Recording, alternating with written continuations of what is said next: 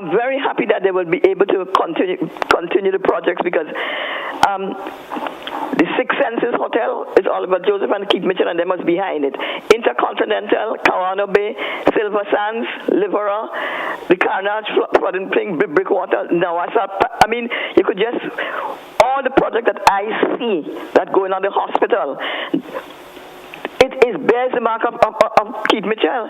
And the thing about it is that when these guys was campaigning, you remember they said that they talk about the pension, and the pension, they had to take loan. But you remember when they came into office, they said that they met a pregnant treasury. So they was able to do a set of things that Keith Mitchell probably, he didn't pay. That's a fact. But I would say that they are building on the strong foundation that laid by Keith Mitchell. You see this CBI program, they're depending on it heavily to finance the budget. Of course, I'm concerned about that because, you can't really focus on one side. But I'm saying to you, when you really look at the economic performance of this government, it is all the foundation that Keith Mitchell laid, all the projects and everything that his economic policies, that they continue today, that they're getting this good reviews from the IMF. Look at that port with all these big ships coming in. Is Keith Mitchell that bring that port outside? Otherwise, we don't have that port on Port Highway.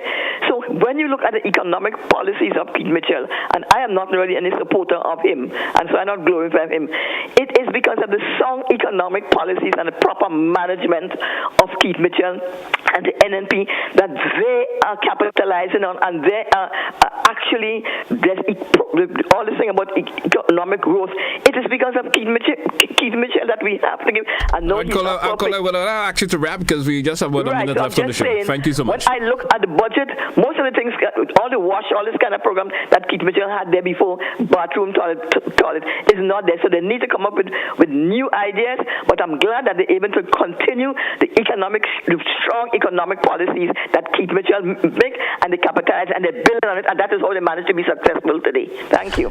Thank you so much. You want to respond to anything? Yeah, the caller is correct. That because of the sound fiscal policies and the macroeconomic policies administered by the new National Party, this government were able to build on it and continue to build on it. And we are happy with that because we want to see Grenada advance and grow, because we all live in Grenada and we want to see the best for Grenada.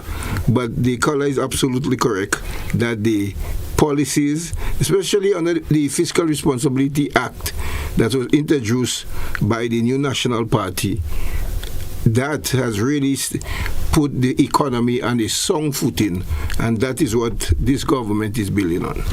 So, Joseph, of course, the opposition get a chance to respond to the budget on Thursday. What's your take? Of course, anything you want to preempt in terms of... No, well, I expect the leader of the opposition, given the fact that he was finance minister for many years and prime minister, I expect him to do a good job. I anxiously await his response to the budget. And I encourage everyone to listen to his presentation so that we can have a balanced view on the budget. All right. Once again, thank you, Mr. Joseph, for being here with us this morning. All the best, and hope to see you again. I did mention to you, was it last week? I said, hey, hope that may be our last program for the year, but it seems it wasn't like that. Anyway, have yourself a great day, sir, and thanks again. Once again, thanks to all our listeners and viewers who were with us this morning. Have yourself a great day. Join us again tomorrow for another edition of To The Point.